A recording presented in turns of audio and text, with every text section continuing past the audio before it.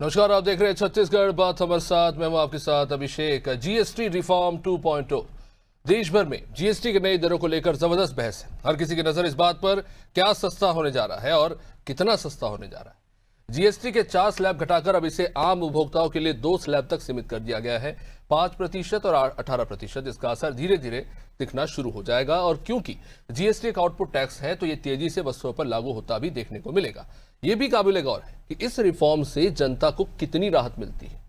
वैश्विक बाजार में अस्थिरता और असमंजस के बीच घरेलू बाजार को यह ऊर्जा देने के लिए पहल की गई है। बीजेपी जहां इस फैसले को ऐतिहासिक बता रही है तो कांग्रेस पूछ रही है कि यह रिफॉर्म करने में आखिर 8 साल क्यों लग गए। कांग्रेस का कहना है कि सरकार ने जो किया इसको लेकर विपक्ष नेता राहुल गांधी ने पहले ही चेताया था। वही अब सरकार का कहना है कि यह फैसला जीएसटी काउंसिल का है। दरअसल जीएसटी राज्यों से जुड़ा हुआ एक महत्वपूर्ण मसला है। इसमें राज्यों की सहमति जरूरी है और इसी के तहत फैसले लिए जाते हैं। अब ऐसे में सवाल यह है, कई सारे हैं कि क्या फैसले लेने में जरा देर हो गई या फिर यह कहते कि देर आए दुरुस्त आए। बीजेपी सरकार का स्वदेशी अपनाओ अभियान भी इस बीच चल पड़ा है। यह कितना सफल होगा जब साथी देश पहले टैरिफ के जरिए तो वीजा पर 10 गुना चार्ज बढ़ाकर भारतीय कामगारों पर अतिरिक्त आर्थिक बोझ डालने की कोशिश कर रहे हैं। ग्लोबलाइजेशन के इस दौर में देश के सामने क्या बड़ी चुनौतियां हैं, इन तमाम मुद्दों पर चर्चा करेंगे। उससे पहले बयानों पर एक नजर। देश में कितना बड़ा परिवर्तन आया है, कितना सारा सामान 10-15% और बहुत सारे जो पढ़ाई के और स्वास्थ्य की चीजें हैं वो तो 0% पर आ गई। ये बहुत बड़ा परिवर्तन आया है। आपको एक और जानकारी मैं इसमें देना चाहता हूँ, वो ये है कि जब 2014 में मोदी जी ने देश के प्रधानमंत्री पद को संभाला था, उस समय हमारे देश में टैक्स पेयर 65 लाख हुआ करते थे। 1947 के बाद से 2014 तक और 2014 से 2024 तक अभी 1,51,00,000 हो गए टैक्स पेयर्स बढ़ गए तो टैक्स कम हो गया। आप कल्पना करें, अगर टैक्स पेयर और बढ़ जाएं, आज 1.5 करोड़ है, अगर 5 करोड़ हो जाएं तो टैक्स और भी कम हो सकता है। 22 तारीख से लेकर के 27 तारीख तक ये जो अभियान चलेगा, इसमें स्वदेशी को लेकर भी आग्रह है और स्वदेशी को लेकर जो आग्रह है वो बहुत स्पष्टता के साथ एक लाइन में उस दिन माननीय प्रधानमंत्री जी ने कहा कि जिस प्रोडक्ट को बनाने में भारतीयों का पसीना लगा है वो स्वदेशी है। अभी कोई मल्टीनेशनल कंपनी भी हो सकती है जो भारत में उत्पादन करे, लेकिन भारत में अगर उत्पादित है तो वो उसको हम अपना मान करके आज के इस ग्लोबलाइजेशन की दुनिया में उसको हम आगे बढ़ाएंगे। देखिए, 8 साल पहले हमारे नेता आदरणीय राहुल गांधी जी ने कहा था कि जीएसटी जो है गब्बर सिंह टैक्स है जो जनता से जबरन वसूली की जा रही है, और नरेंद्र मोदी जी ने इसको मान लिया है कि वास्तव में जो हमने जीएसटी लगाया था वो आफत थी और अब कह रहे हैं कि हम उनको राहत दे रहे हैं। तो 8 साल जनता को लूटने के बाद आप थोड़ी बहुत छूट देकर कह रहे हैं कि हम राहत दे रहे हैं, तो ये गलत बात है। पहले तो नरेंद्र मोदी जी ने खुद जीएसटी का विरोध किया था कि जीएसटी नहीं लगना चाहिए मनमोहन सिंह जी के सरकार में। उसके बाद आपने जीएसटी लगाया और मनमाने ढंग से जिस तरह से खाने की चीज़ों में, दैनिक उपयोग की वस्तु में आपने 30% 28% जो टैक्स लिया है, उससे पूरे देश की जनता का जेब खाली हुआ है। लोगों को जिस तरह से लूटने का काम इस सरकार ने किया है वो और कभी देश में कभी नहीं हुआ है, जो पहली बार हुआ है। और बहुत सारी चीज़ों में टैक्स अभी भी बढ़े हुए हैं, उनको भी कम करना चाहिए। तो जाहिर है बीजेपी की सरकार है, उन्होंने टैक्स में जो रिफॉर्म किए हैं उसको लेकर कई सकारात्मक दृष्टिकोण है और जाहिर तौर पर सरलीकरण जब भी टैक्स में होगा, अर्थव्यवस्था में होगा और इसका आमतौर पर सीधे लाभ जनता को मिलता है, ये एक सामान्य ज्ञान है।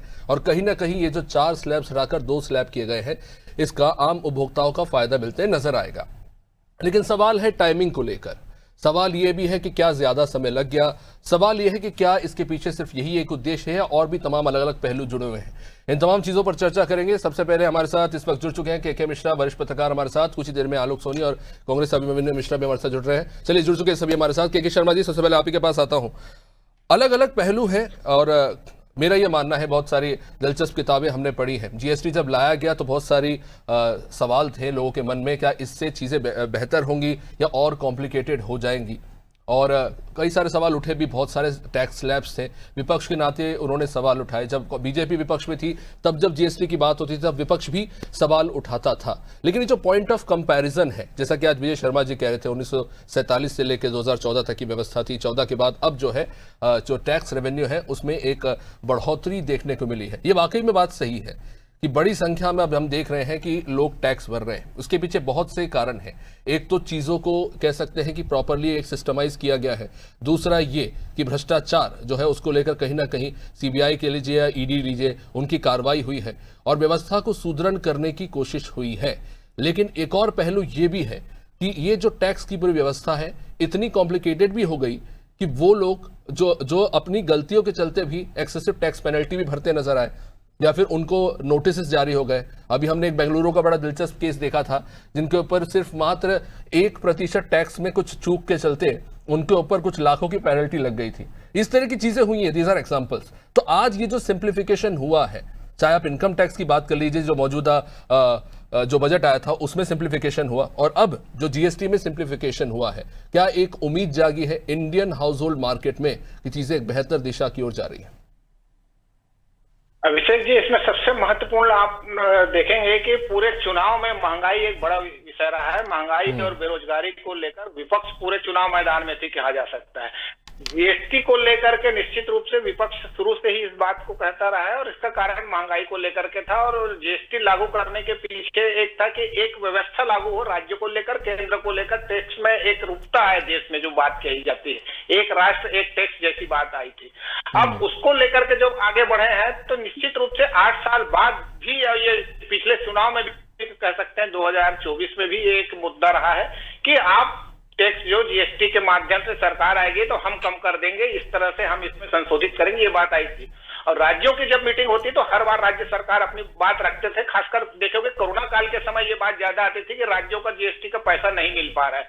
लेकिन भाजपा शासित राज्यों की संख्या अधिक होने के कारण इस पर एक उस ढंग से विरोध प्रदर्शन नहीं हो पाया, कहा जा सकता है। लेकिन अब तो केके शर्मा जी, क्या आप ये कह रहे हैं कि जब यूपीए की सरकार थी तब राज्यों में उतनी अच्छी पकड़ कांग्रेस की नहीं थी, इसलिए ये नहीं हो पाया? क्योंकि देखिए इसमें एक इंटरेस्टिंग मसला है। विजय शर्मा जी भी आज कह रहे थे कि ये जो काउंसिल है ये उनका फैसला है, क्योंकि पत्रकार ने सवाल ये पूछा कि 8 साल क्यों लग गए, तो उन्होंने कहा था कि काउंसिल में अलग अलग राज्य हैं, उनकी सहमति से ये फैसला लिया गया है। भले ही हमारी सरकार केंद्र में बहुमत में हो, और जाहिर सी बात है क्योंकि कंकरेंट मसला है, राज्य और केंद्र का समान मसला है, तो ऐसे में सभी की सहमति जरूरी होती है।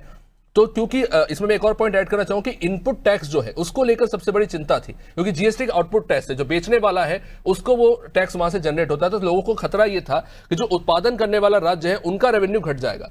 तो कहीं ना कहीं वहां पे जो सिंप्लीफिकेशन किया गया तब की जीएसटी काउंसिल के द्वारा, कह लीजिए केंद्र की सरकार के द्वारा, क्या कह सकते हैं कि उसकी वजह से जीएसटी को लेकर सभी में एक आम सहमति बनी? निश्चित रूप से जी, एक बिंदु टैक्स के हिसाब से जीएसटी लागू किया गया और उसमें निश्चित रूप से व्यवस्था में बहुत कुछ सुधार हुआ है। और जो लगातार आप देखें, जो विजय शर्मा महत्वपूर्ण बात कह रहे हैं कि वो है कि जो टैक्स पेयर की संख्या बढ़ गई है, ये बड़ी बात है। 65 से लेकर यदि 1,51,00,000 तक पहुंच, 1,51,00,000 तक टैक्स पेयर बढ़ रहे हैं, तो ये जब सरलीकरण करते हैं किसी व्यवस्था को लेकर तो आम लोगों को उसमें एक सुविधाजनक राहत मिलती है। जो आप कह रहे हैं कि 1% से कम ही है उसके छापा और ये सब कार्रवाई को लेकर व्यापारियों को लगता है कि ऐसी सरलीकरण हो ताकि वो आसानी के साथ टैक्स करे और अपना धंधा बिजनेस भी करे। बिजनेस के अतिरिक्त ये सब व्यवस्था में बहुत ज्यादा समय और लग जाता था, कह सकते हैं। ये सबको देखते हुए जो गब्बर सिंह टैक्स कांग्रेस कह रही थी उसका असर भी कह सकते हैं। और जो चुनाव होने वाले राजनीतिक दृष्टि से भी बात करें तो बिहार चुनाव में क्या इसका असर होगा। और महंगाई को लेकर सबसे बड़ी बात है, आज पहले दिन आप देखेंगे तो ये सामानों के जो दर कम हुए हैं उसका लाभ आम लोगों को नहीं मिल पा रहा है। ये बातें आ रही है, जो एमआरपी दरें हैं उसी के आधार पर लिया जा रहा है, जबकि अलग से लिख के उसको आपको कम करना था, आज से ही लोगों को लाभ मिलना था, वो नहीं हो पा रहा है। इसको लेके मॉनिटरिंग की आवश्यकता है विभिन्न विभागों की, ताकि लोगों को इसका लाभ मिल सके। नहीं तो 15 दिन आपको लग जाएगा, जैसी बातें आ रही लगातार जो चर्चा हो रही है। एक्सपर्ट्स भी केके शर्मा जी कह रहे हैं कि जो प्रोडक्ट्स है उसमें इवेंचुअली आपको कुछ समय लगेगा दिखने में, जाहिर सी बात है, क्योंकि ये फुटकर विक्रेता है, उनमें आपको इम्प्लीमेंटेशन शायद तेजी से देखने को ना मिले, क्योंकि ये पैक्ड प्रोडक्ट्स हैं और बहुत सारी अलग तकनीकी पहलू भी है व्यापारिक। आपके पास आऊंगा केके शर्मा जी। आलोक जी, देखिए फैसले को ऐतिहासिक जरूर बताया जा रहा है, लेकिन मैं जाहिर तौर पर इस मुद्दे पर जरूर सवाल करना चाहूंगा कि विपक्ष लगातार ये पूछ रहा है कि ये जो रिफॉर्म था इसको लेकर लगातार विपक्ष मांग कर रहा था, 8 साल क्यों लगे? अभिषेक जी, सबसे पहले आपके सभी दर्शकों को, साथी प्रवक्ता अभिमन्यु जी को और के शर्मा जी को मेरा नमस्कार। देखिए, भारत इतना बड़ा देश और इतनी बड़ी यहाँ प्रणाली है, यहाँ आप कोई भी रिफॉर्म लेकर के आते हैं, कोई भी नवाचार लेकर के आते हैं, तो पहले तो उसके अडॉप्टेशन और उसकी जो एक रनिंग जो होती है, प्रक्रिया होती है, जिसके तहत कोई भी आप सिस्टम लेकर के आए। सपोज एक जिस टैक्सेशन की हम बात कर रहे हैं, जीएसटी की, जब हम जीएसटी रिफॉर्म लेकर के आए तो ये पूरी तरह से नया था। इसमें यही था कि जब प्रोडक्ट जो है जहां उत्पादित होगा वहां से उसका टैक्स जो है वो बनना स्टार्ट होगा, और आखिरी में जो अंतिम व्यक्ति जो उसका इस्तेमाल करेगा वो उसका टैक्स पे करेगा। और उसका एक साइकिल चलता आ रहा है कि कैसे उसको मैन्युफैक्चरर से लेकर के होलसेलर, स्टॉकिस्ट, रिटेलर के बाद में अंतिम व्यक्ति जो है वो पे करेगा।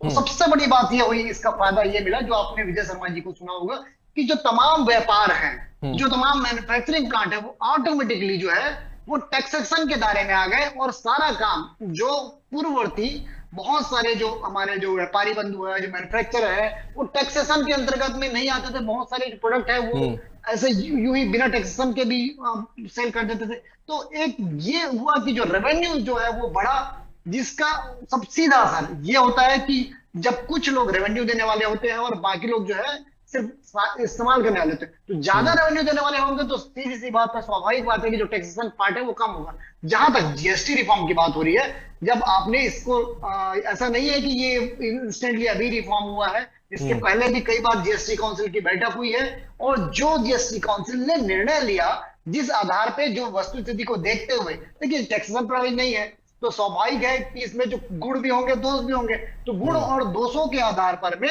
समय समय पर इसमें रिफॉर्म होते चले गए। और ये आज अभी हम देख रहे हैं कि अभी 8 वर्ष की जीएसटी की जो उम्र हो गई तो है। ये जो रिफॉर्म हुआ है इसमें ये माना जाए, क्योंकि अगर हम आंकड़े देखें तो सबसे ज्यादा रेवेन्यू जनरेट होता है वो 18% वाले स्लैब से जनरेट होता है, और सबसे कम जो जनरेट होता है वो 12% से, तो 12% वहां से हटाया गया है। उसके बाद अगर बात करा जाए 18 के बाद 28% सबसे ज्यादा रेवेन्यू जनरेट होता है, आपने उसको खत्म किया और उसके प्रोडक्ट को अब 18 पर लाए। कुछ एक्सेप्शंस है जो 40% पे चले गए, सिगरेट्स और ये जो चीजें हैं। तो ये तो एक सराहनीय कदम है, लेकिन सवाल ये उठ रहा है कि ये जो कॉम्प्लिकेशंस थी उसको लेकर क्या थोड़ा और पहले कदम उठाया जा सकता था? देखिए, हर एक चीज का मैं समझता हूं क्योंकि विजय शर्मा जी ने जो लॉजिक दिया मैं उस पर आना चाहूंगा। उन्होंने कहा कि पहले जितना इनकम टैक्स जनरेट होता था वो आज दुगना हो चुका है। 2% था, फिर 2020-21 तक मेरे ख्याल से 4.5% हुआ और अब 8.1% पे चला गया है। देखिए अभिषेक जी, ये सारी चीजें जो है आप यदि आप देखेंगे पूरी अर्थव्यवस्था को, तो ये सारी चीजें आपस में इंटरकनेक्टेड है। जब आप एक मैन्युफैक्चरर जो है किसी प्रोडक्ट को मैन्युफैक्चरिंग कर रहा है और पूरी तरह से पक्के में उसकी बिलिंग हो रही है, जीएसटी के बिल कट रहे हैं, तो स्वाभाविक है कि उसकी जो इनकम होगी वो पूरी तरह से पक्के में आ गई। इनकम पक्के में आई तो उसका टैक्सेशन भी जो है वो पक्के में आ गया, वो जो टैक्स करने की, पे करने की उसकी लायबिलिटी बन गई। यही चीज उस समय पे जो प्रक्रिया थी वो फॉलो नहीं हो पाती थी।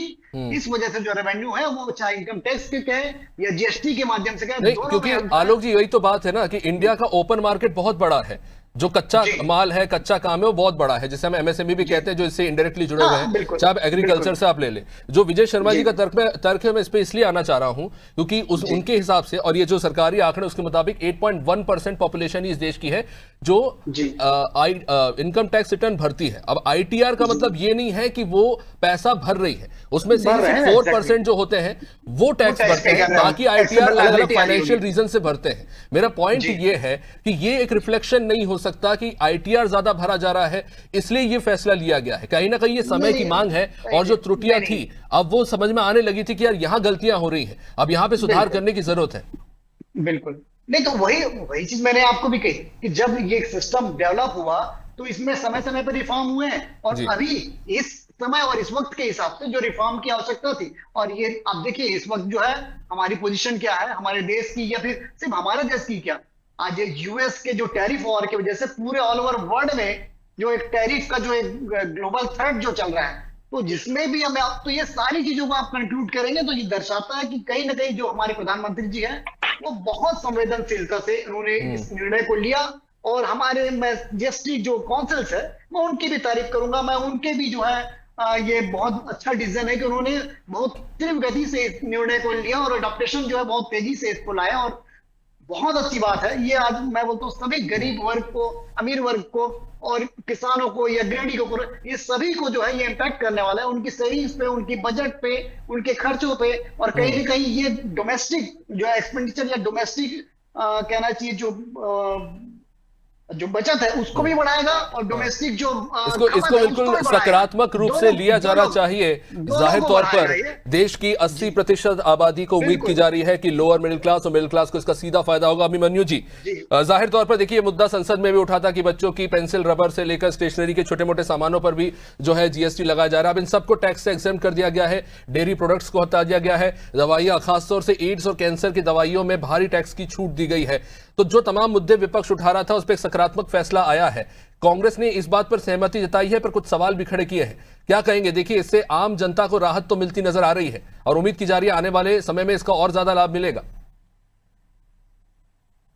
जी, आप सभी को नमस्कार, आपके दर्शकों को नमस्कार। देखिए, सबसे पहले तो ये सिद्ध होता है इससे कि जो टैक्स है वो कम किए जा सकते थे, लेकिन भारतीय जनता पार्टी ने 8 साल जो है जनता को जबरदस्ती लूटा। देखिए, हमारी मांगे क्या थी शुरुआत से ही, 1 नेशन 1 टैक्स, तो आप 5 स्लैब क्यों लगा रहे हैं?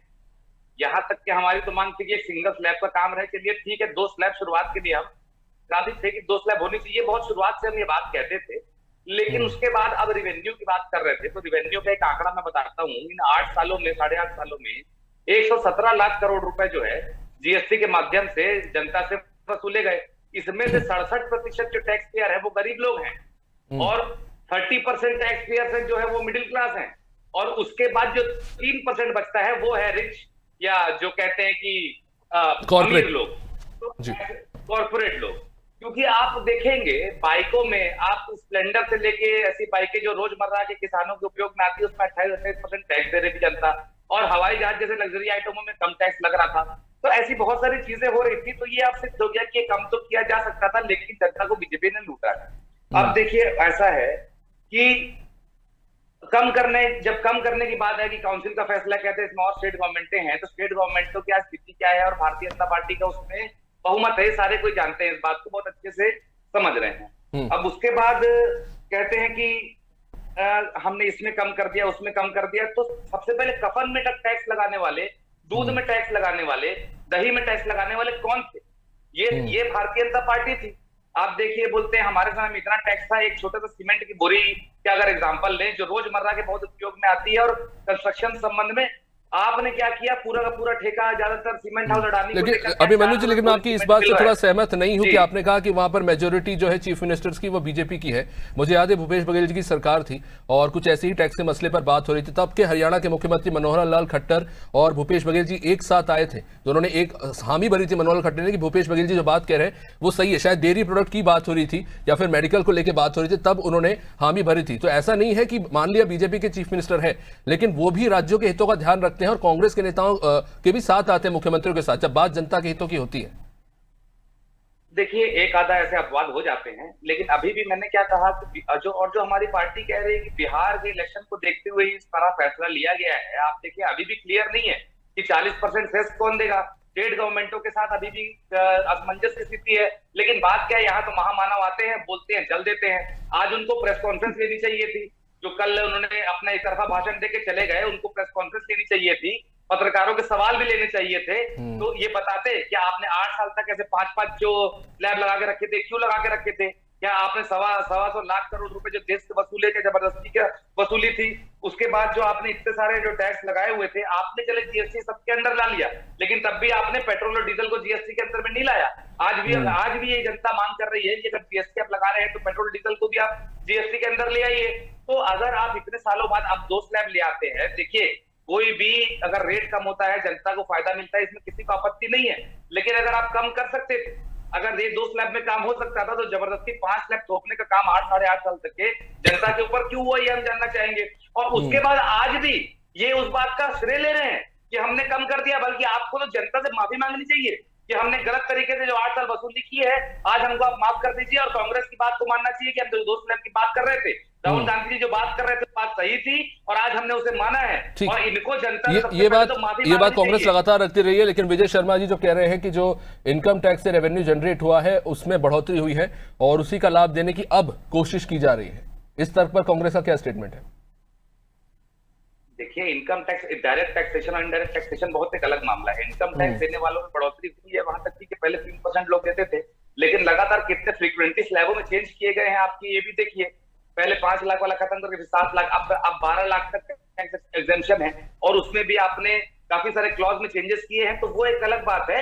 जो एक नंबर में भी आलोक जी कह रहे थे कि सब पक्के का बिल कट रहा है, तो सारे पक्के के बिल नहीं कटते थे, हम भी काम कर रहे हैं, हम भी देख रहे हैं। अभिमन्यु जी, इस बात को मानने में गुरेज है कि अर्थव्यवस्था को लेकर, क्योंकि India is a very diverse nation, यहाँ पर ओपन मार्केट है, थोक मार्केट है, अगर आप देखेंगे तो एमएसएमई से लेकर कॉर्पोरेट, एक कह सकते हैं संगठित और असंगठित मार्केट है, बहुत सारे कॉम्प्लिकेशंस हैं। उसे सिंप्लीफाई करने में समय तो लगेगा ना, क्योंकि आज कांग्रेस के नेता बयान दे रहे हैं कि जीएसटी के 5 स्लैब नेहरू जी तो नहीं लाए, इंदिरा जी तो नहीं लाए। तो मैं भी चेक करने लगा कि इंदिरा जी के टाइम पे कितना टैक्स था, तो उस टाइम पे तो कॉर्पोरेट टैक्स 97.3% था। अगर आप 2 लाख रुपए कमाते तो उसका 97% आपको टैक्स के रूप में भरना होगा। वो उस टाइम का एक रिजीम था, वो बहुत हैरान करने वाला था। और हालांकि तब के टाइम की अपनी एक चुनौतियां थी, इससे भी मैं इनकार नहीं कर सकता, लेकिन वो पॉइंट ऑफ कंपैरिजन तो सही नहीं है। नहीं, ये 97% टैक्स वाला थोड़ा मुझे कंफ्यूजन लग रहा है, क्योंकि नहीं सर, एक्चुअल में था, आपको बता रहा हूँ, इनकम टैक्स 5 से 10 हजार जो लोग कमाते थे, 73 में लाया गया था, इमरजेंसी के बीच का ही टाइम था। तब अगर आप 5 से 10 हजार कमाते 10% टैक्स लगता था। अगर आप 2 लाख कमाते हैं, उसके ऊपर कमाते हैं, तो आपको 97.5% टैक्स भरना होता था।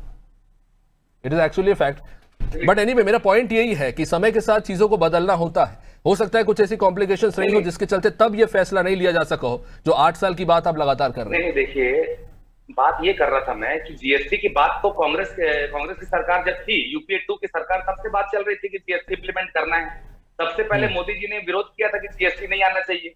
उसके अलावा भारतीय जनता पार्टी के और लोगों ने भी विरोध किया था। लेकिन जीएसटी को लेकर के हमेशा जो ये कंफ्यूजन क्रिएट रहा है भारतीय जनता पार्टी के अंदर में, इन्होंने जीएसटी इंप्लीमेंटेशन किया, तब भी हम इस बारे में कह रहे थे कि जीएसटी कोई बुरी चीज नहीं है, लेकिन इसका इंप्लीमेंटेशन गलत तरीके से किया जा रहा है। हाफ कुक्ड वे में इस शब्द का यूज किया गया था कि हाफ कुक्ड वे में जीएसटी को इंपोज किया जा रहा है। अगर आप पूरी तरह से तैयार नहीं है तो कुछ समय और रुक जाइए। गब्बर सिंह टैक्स लगाने का जबरदस्ती अभी से क्या जरूरत है? ये सारी चीजें विपक्ष द्वारा कही गई थी, लेकिन जिसको नजरअंदाज भारतीय जनता पार्टी द्वारा किया गया, और आज उनको वही बात माननी पड़ रही है। तो इसलिए हमारा कहना है कि वो समझे और ये माने कि वो कह रहे हैं कि आलोक जी, रिफॉर्म्स का पूरा क्रेडिट आप मत लीजिए, इसको लेकर विपक्ष ने चिताया था। खैर, पर एक और बात करना चाहूंगा जो विजय शर्मा जी ने आज कही ग्लोबलाइजेशन को लेकर कि स्वदेशी को आगे बढ़ाइए, स्वदेशी को अपनाइए। कोई प्रोडक्ट हम अगर अपने देश में बना रहे हैं, बड़ी कंपनी विदेश की हो, तो भी वो हमारा ही पसीना, ये बात कही जा रही है। उस वक्त में जब हमारे ऊपर 50% टैरिफ थोप दिया जाता है, उस वक्त जब हमारे देश के कामगारों के ऊपर $1,000 1 लाख डॉलर जो भी है लगा दिया जा रहा है वीजा के ऊपर, तो ऐसी स्थिति में ग्लोबलाइजेशन कहां पे खड़ा, ये मेरी समझ से तो खैर पर है। आलोक जी, आज स्थिति ये केवल भारत के साथ नहीं है, ये स्थिति जो है संपूर्ण विश्व में जितने भी देश हैं उनके साथ में। लेकिन इम्पैक्ट हम पर आ रहा है, इसलिए आ रहा है क्योंकि जो हमारे भारतीय है वो सबसे ज्यादा वहां पर में काम कर रहे हैं। जो आईटी कंपनियां हैं उसमें इंडियंस बहुत ज्यादा है, इसलिए उसका इम्पैक्ट हम पर आ रहा है। और यदि हम एक्सपोर्ट की बात करें तो चूंकि आप देखेंगे अगर अमेरिका और भारत के बीच में, तो एक्सपोर्ट इंपोर्ट का जो रेशियो है वो बहुत अच्छा है। हम जितना एक्सपोर्ट कर रहे हैं उतना इंपोर्ट भी कर रहे हैं, ऐसा नहीं है, लेकिन इंपोर्ट जो है वो थोड़ा हमसे एक्सपोर्ट से ज्यादा है। और इस वजह से ये जो टैक्सेशन का जो बात आ रही है कि जो हमारे ऊपर में टैरिफ लगाई, तो ये सभी देशों के ऊपर में लगी है। तो हमें इस वक्त जो स्वदेशी की बात, वीजा के बारे में क्या कहेंगे आलोक जी? ये वीजा का थप्पड़ पड़ा है भारतीय जनता पार्टी की सरकार के ऊपर, और जब मंजू जी प्रधानमंत्री निकले हैं पूरे विश्व के जीएसटी कम किया है, ये बताइए। पूरे विश्व के लोग वहां पर में काम करते हैं। ठीक है, जल्दी से एक शॉर्ट कमेंट देना चाहूंगा इस पे, क्योंकि समय थोड़ा सीमित है। के शर्मा जी, स्वदेशी अभियान सुनने में बड़ा अच्छा सा लगता है, लेकिन एक दौर अलग था तब का, और आज बहुत सारी चुनौतियां हमारे सामने खड़ी हो गई है। हम सिर्फ अमेरिका की बात करें, ऑस्ट्रेलिया में भी इंडियन कामगारों के खिलाफ प्रदर्शन चल रहा है, न्यूजीलैंड में भी कुछ ऐसी स्थिति हमें देखने को मिली है। तो एक बहुत बड़ी चुनौती हमारे सामने है, क्योंकि एक तरफ हम इंडियन प्रोडक्ट्स को प्रमोट करने की बात कर रहे हैं, दूसरी तरफ हमारे ही खिलाफ बाहर, और ये हमारे साथी देश है, ये हमारे कोई दुश्मन देश नहीं है। ये जो स्थिति बनी, उस पर आपका क्या पर्सपेक्टिव? ये लोग चुप रहे। अभिषेक जी, जब चुनौती शर्मा जी, भारत के लोगों ने उसको स्वीकारा है और हर चुनौती को जो है एक अवसर के रूप में लिया है। ठीक है, के शर्मा जी, जल्दी से 30 सेकंड। निश्चित रूप से अभिषेक जी, जिस ढंग से आप देखेंगे अमेरिका के टैरिफ की बात कर रहे हैं, उसी के बाद से ये अपने देश में बात हो रहा है, स्वदेशी की जो बात हो रही है। स्वदेशी और आत्मनिर्भरता से लेकर के हमको किस चीज का उत्पादन करना है, ये हम लोगों को समझ में आना चाहिए कि जैसे छत्तीसगढ़ में केवल धान की फसल हो रही, नगद फसल हो, यदि बोएंगे तो धान खराब नहीं होगा, जो इतने बड़ी मात्रा में हमारे यहाँ खराब हो जा रही है, करोड़ों की अरबों की खराब होती है। दूसरी चीज ये है 375 वस्तुएं यदि आज सस्ती हो रही है तो इससे निश्चित रूप से महंगाई पर राहत मिलेगी, और जो इसके लिए राज्य सरकार या राजनीतिक कांग्रेस भले ही श्रेय लेना भी चाहिए कि हम इस समय से 8 साल से इसके लिए प्रदर्शन कर रहे हैं, हम इसकी मांग कर रहे हैं, लेकिन नागरिक देवो भव की जो बात प्रधानमंत्री कर रहे हैं, अंततः जनता को श्रेय दिया जाना चाहिए कि जनता के लिए ये सरकार, लोकतांत्रिक सरकार ने जो फैसला लिया इसका लाभ जल्दी से जल्दी पहुंचे और बीच में जो कालाबाजारी वो रुके, भ्रष्टाचार पर रोक लगे। एक बिंदु टैक्स का मतलब ही यही था कि राज्यों में जो अलग अलग टैक्स लगते थे उस पर एक रूपता आई है। इसको लेकर के मार्केट में एक उत्साह देखने को मुझे लगता है, और अभी दिवाली है, नवरात्रि से बाजार शुरू हो जाता है, इसका असर भी देखने को मुझे लगेगा। मुझे लगता है कि सरकार के राजस्व में इससे कोई फर्क नहीं पड़ने वाला है। उम्मीद है। बहुत बहुत शुक्रिया आप सभी का इस चर्चा में जुड़ने के लिए। देखिए, त्योहारों का समय शुरू हो चुका है और ऐसे में जीएसटी में जो रिफॉर्म किया गया है, कोशिश तो सभी सरकार की यही है कि जल्दी से जल्दी व्यापारियों को साथ लेकर इसका सीधा लाभ जनता को दिया जाए। खैर, देखना होगा ये जो रिफॉर्म किया गया है इसका जमीनी स्तर पर कितनी तेजी से बदलाव देखने को मिलता है। फिलहाल आप देखते रहिए नादिर टीवी। नमस्कार।